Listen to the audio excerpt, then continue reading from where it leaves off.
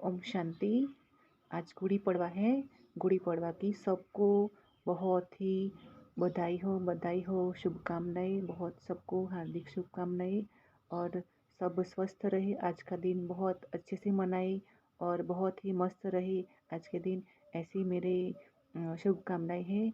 और आज गुड़ी पड़वा तो हम मनाते हैं, हर साल हम मनाते हैं। पर गुड़ी पड़वा का अर्थ हमें जानना बहुत ही ज़रूरी है कि गुड़ी पड़वा तो हम मनाते हैं, और उस को मनाते हैं तो किस याद में उस गुड़ी पड़वे को मनाते हैं। तो कहा जाता है कि ब्रह्मा ने आज के दिन सृष्टि की रचना की थी, और सृष्टि की रचना की तो उन्होंने बताया कि कितने दिन है, कितने साल है और कितने महीने इस सृष्टि के हैं। जो एक साइकिल पूरा होता है उसका कितना दिन है और कितने महीने, वो सब आज के दिन बताया था। तो उस ब्रह्मा ने सृष्टि की रचना की, और आज के दिन हम जो मनाते हैं वो क्या करते हैं हम, और जो जो हम बनाते हैं चीज़ें, जो हम पूजा की विधि करते हैं उसका भी कुछ मीनिंग होता होगा, क्योंकि ब्रह्मा जी ने आज के दिन सृष्टि की रचना बताई थी। उसका पूरा जो सीक्रेट होता है वो बताया था। तो वो किस बात का सिंबल है जो आज की हम पूजा की सामग्री को अपनाकर हम उसको उस विधि से करते हैं। और तो उस विधि का अर्थ क्या है, तो हम देखते हैं कि आज के दिन क्या करते हैं, बांस लेते हैं कोई सब, और बांस लेकर उसके ऊपर एक मटका को उल्टा लटकाएंगे। उल्टा लटका कर उसके अंदर एक कपड़ा भी डालेंगे, वो रंगोली भी डालेंगे, और नीम के पत्ते कुछ डालेंगे, और गन्ने का एक टुकड़ा भी डालेंगे। ऐसा करके उसको लटकाते हैं और उसको बहुत अच्छे तरीके से देखते हैं, पूजा करते हैं। और इस गुड़ी पड़वे को आज के दिन मनाते हैं, और फिर उनका प्रसाद बनाकर खाते हैं। कि ये सब मिलाकर जो नीम के पत्ते होते हैं, पूरन पोली होती है, जो गन्ने का पीस होता है, सब कुछ मिलाकर उसका प्रसाद बनाकर फिर उसको खाते हैं।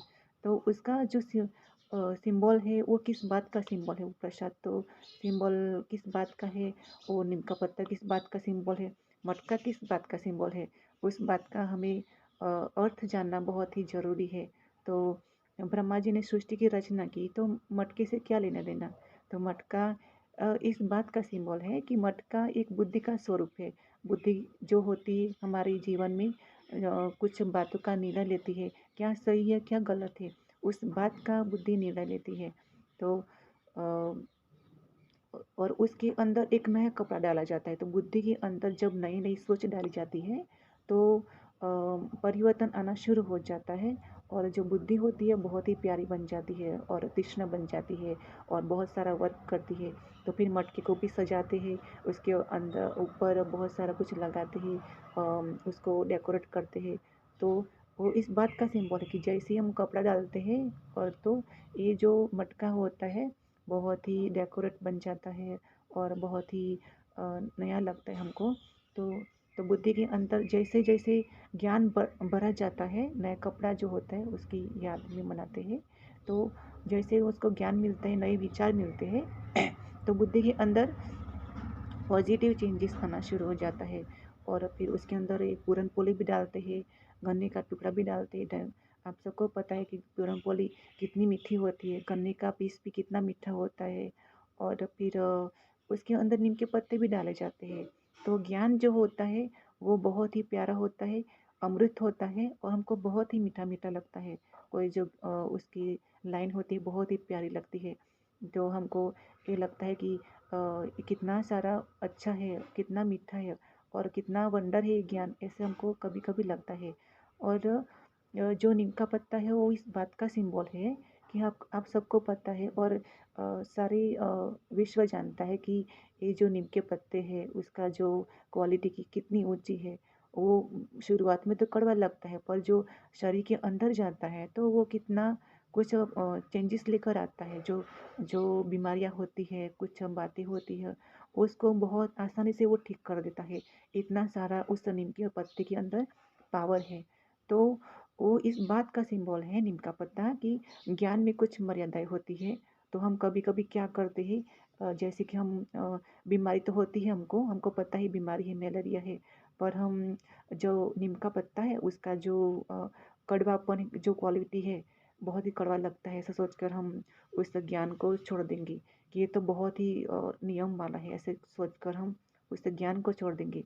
परंतु जो हम देखा जाए तो उस ज्ञान के अंदर ही शक्ति है, वो पावर है जो इस बीमारी, जो आत्मा के अंदर, जो बुद्धि के अंदर जो बीमारी होती है, वो बीमारी के दूर कर सके। पर हम क्या करते हैं, उस कड़वेपन को देखकर उस क्वालिटी को नहीं देखते कि वो नीम के पत्ते के अंदर कितनी क्वालिटी है, उसको नहीं देखते हम। उसके कड़वेपन को देखकर उसका जो बाहरी होता है, स्वाद होता है, टेस्ट होता है, उसको देखकर हम छोड़ देते हैं। वैसे ही ज्ञान के अंदर बहुत ही अच्छा होता है। उसके अंदर ही पावर है इतना सारा कि पूरे विश्व को बदल सके। उसके अंदर ही वो पावर है कि हमारे अंदर जो बहुत सारी बीमारियां हैं, उस जन्मों जन्म की बीमारियों को दूर कर सके। तो इतना पावर उस ज्ञान के अंदर है, उस नियम और मर्यादाओं के अंदर होता है। जो देखा बताते ही रामायण के अंदर कि सीता होती है, बहुत खुश होती है अपने जीवन में, और एक प्रतिव्रता जीवन बहुत प्यार से जी रही है और बहुत अच्छे से जी रही है, वो सेफ है।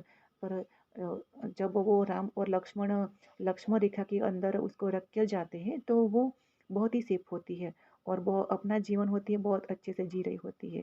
पर जैसे ही वो उस वेश बदल कर आए हुए साधु को देखकर वो अपना जो नियम और मर्यादाएं होती है वो क्रॉस कर लेती है।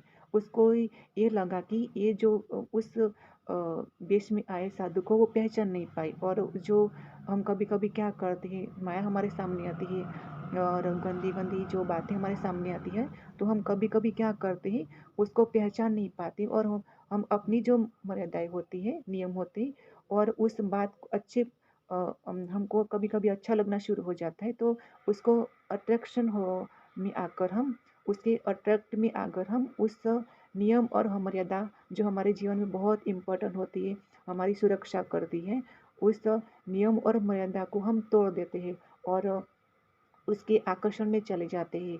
और उसके आकर्षण में जाने से क्या होता है, हमारा अपहरण हो जाता है, हमें शोक वाटिका में बंद हो जाते हैं, और हमको बहुत ही दुख होता है फिर कि हमने अपने जीवन की मर्यादाएं और नियम क्यों तोड़ा। ऐसा फील होता है बाद में, पर बाद में ऐसा पछतावा होने से क्या फ़ायदा। ऐसी बातें जब हम सोचेंगे तो दुखी होंगे कि उसका क्या फ़ायदा। पर पहले हमको नियम और मर्यादा में रहना बहुत ही ज़रूरी है। तो इस बात का सिंबल है, नीम का पत्ता होता है, तो उसकी क्वालिटी की याद में उस नीम के पत्ते को उस मटके के अंदर डालते हैं, फिर उनका प्रसाद बनाकर हम खाते हैं।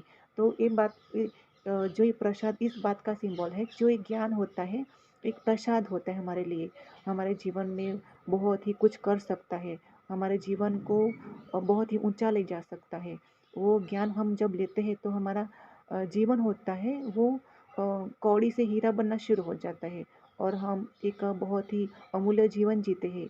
जो हमको हम कभी कभी सोचते हैं कि हम अपने गुस्से को निकालना चाहते हैं, हम हमारे अंदर जो कुछ बुराइयां होती है उसको निकालना चाहते हैं, पर कभी कभी क्या होता है, हमको लगता है कि हमारे अंदर वो पावर्स नहीं है कि उस गुस्से को हम मार सके, उस बुराइयों को हम मार सके।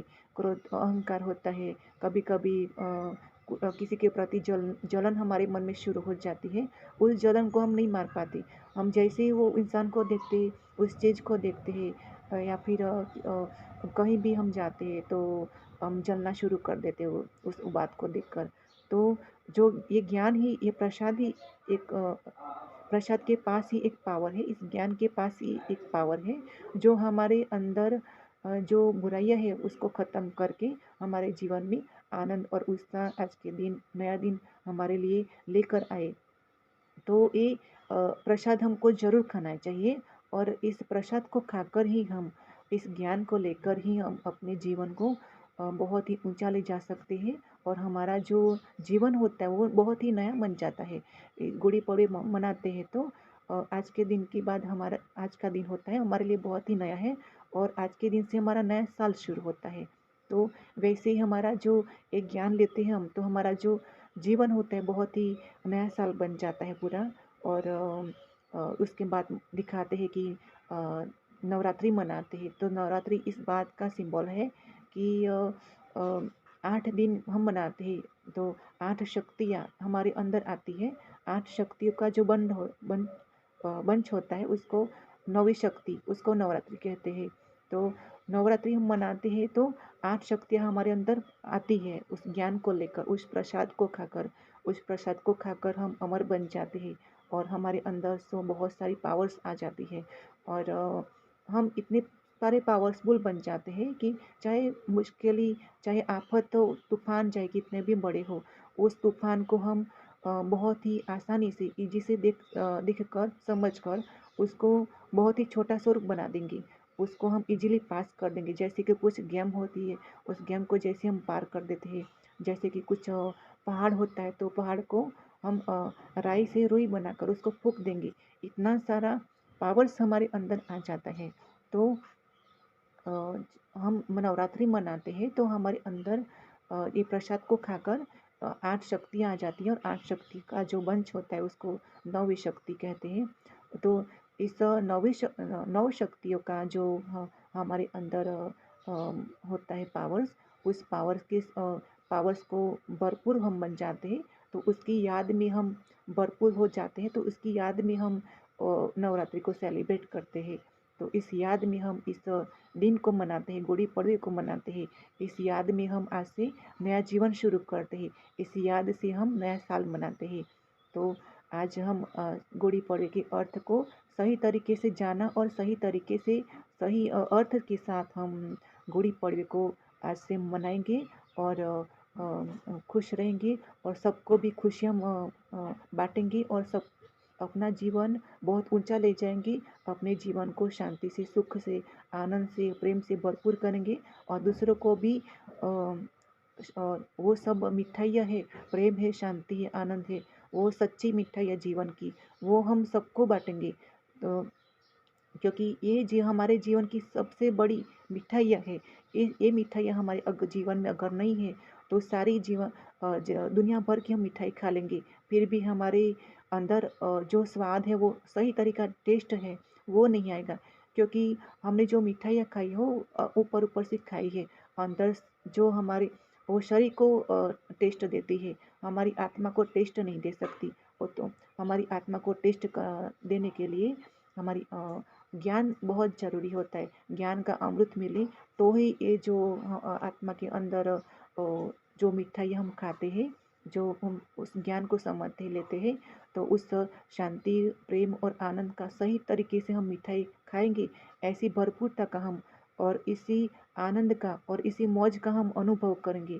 तो ये मिठाई हम जरूर खाएं अपने जीवन में, क्योंकि और इस मिठाइयों को खाने के लिए, प्रेम, शांति और आनंद जैसी मिठाइयाँ खाने के लिए ज्ञान को ले और ज्ञान के अपने जीवन में उतारे और रोज़ अपने जीवन को नया साल मनाए और रोज़ अपना जीवन में गुड़ी पड़वा मनाए और सब स्वस्थ रहे, मस्त रहे और आप हमेशा खुश रहे, ऐसी मेरी दिल की शुभकामना है।